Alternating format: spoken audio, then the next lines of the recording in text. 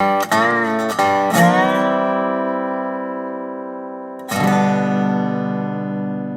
morning and welcome to today's Coffee with Greg, where we talk about all things firearms, firearms policy, politics, culture, media, you name it. We're talking about it right here on Coffee with Greg.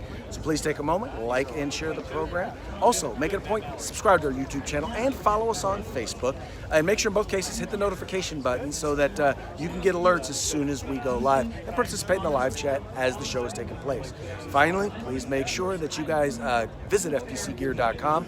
It's a cool place to get all your Pro 2A swag. That's the spot. Go there. Every dollar that you spend goes right back into the fight for your right to keep and bear arms. So you can support the Second Amendment and you can look good doing it.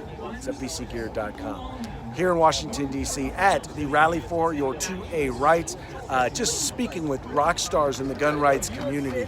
And with me is one of the bigger of those rock stars, and that is Maj Toure, Black Guns Matter. Maj, how you doing, sir? Good, Craig. What's up with you? Man, I'm ecstatic, man. It's just the crowd that's here and getting a chance to just touch bases with people who are fighting the fight on the ground everywhere in the country is just phenomenal. Right. Yeah. So running the city council campaign, everyone keeps saying, well, the election's on Tuesday. It's a Saturday. It's a couple days. You coming out of town to do that? These are the types of things that we have to make sacrifices for. This is an excellent showcasing of what actual gun ownership and the thought process, the diversity of thought in the gun community. Once we put them petty squabbles to the side, we can actually have a space where we're focusing on commonalities. And this, if it's anything to sacrifice for, making a quick trip down to D.C., this is one of the things to do that. Well, you know, and I'm being real with you guys. A little inside baseball. There are people who are here who, in the past, have argued about stuff. And well, what about this? What about that? And you supported this policy and not my policy. And, I mean, literally little stuff. But we all realize that right now, those who are seeking to take away our fundamental rights, they are more brazen than ever. They are more aggressive than ever.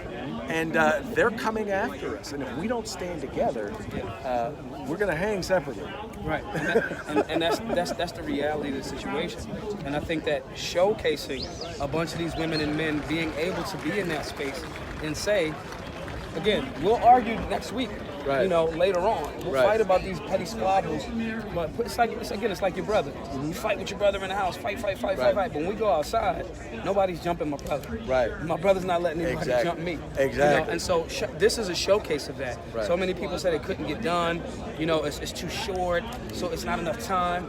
This is a massive showing on the nation's capital, on the lawn of a space.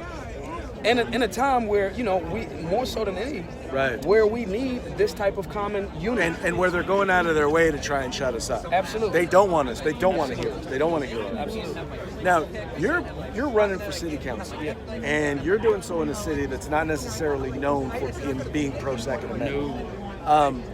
But once again, I know that's not all that the race is about. But tell me, how has that impacted your position in this 2A community? How has that affected your candidacy, or maybe how voters look at you? It's been beautiful because the irony is the rank and file Philadelphians want to be able to be armed and responsible and safe. Right. There's a few people that push a message like, oh no, we got to stop the guns. That's not what the general public is saying. So that's one area that I've noticed that as far as the people. In regards to a lot of the politicians, it's a beautiful opportunity too, because a lot of those guys are like, oh, I didn't know. I'm going to ask you to do me a favor. Just turn this way just a little bit so that they can see you. Sure. I'm sorry. A lot of the politicians are reaching out to me. Some of them, you know, on the low. They're like, yo, I didn't know that. And this is a great opportunity because me being in their peer group, they're willing to listen. Hey, man, do you know what semi-automatic firearm means? Hey, here's the data that shows if you ask, they're trying to pass a bill in Philadelphia where they're banning lawful and unlawful guns in rec centers. So in essence, it's making rec centers gun-free zones. And when I say, you do know that 90% of mass shootings are in gun-free zones, and they go, wait, what? And so it creates opportunity for us to bridge that gap and educate. And that's all I've really been running into. I haven't run into staunch people telling me, no, we don't want guns. So nah, that's not the case. What we don't want in urban America, in cities like Philadelphia, what we don't want is more trauma, more ignorance. And that's been unequivocally up and down what all of my constituents have been telling me since I've been running this campaign. Excellent. So you got an election coming up. Yeah. Actually, I don't know. I'm not sure what day we're going to run Tuesday, this. November 5th. It may have already happened. Yeah. What has it been like running as a candidate versus just being an activist? Running as a candidate, you have more restriction. running as a candidate, they sometimes rightfully so or not so rightfully so, we've packaged our politicians as these caricatures, as opposed to real people that are actual servants of the people. And so trying to push back against a bit of that narrative and educate people properly that, the founding fathers were regular dudes. They were farmers, they were, printers, hard-working men and women, and so with that being the case, that is the restrictive process of moving as a politician, but reintroducing the concept of being a statesman or a stateswoman. So that's really been kind of the struggle there in that regard. As an activist, I can talk to people without the political labels that other, right or wrong, that people have come to assume that is what all politicians are supposed to be.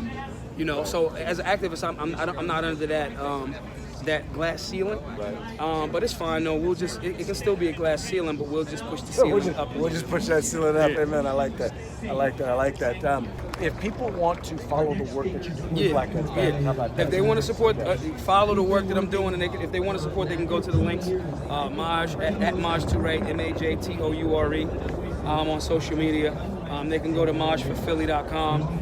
They can go to GoFundMe.com/Black Lives Matter if they want to support or just see what's there. And we appreciate $1, $10, some resources, some information, some data, some training, some blue guns, whatever. We support it all. We take it all. We use it. Thank you. Good luck on your election. Yeah. We're all out here. We're all praying for you. Thank you. Just know that, sir. Just know that. Much appreciated. I'm gonna need all of it. All right, everybody. Well, hey, that's gonna be it for today's Coffee with Craig. We appreciate you guys tuning in. We appreciate you liking and sharing and telling your friends about the Firearms Policy Coalition. We are the home in the fight for civil rights. Got to use them, or you're gonna lose them. You guys take care.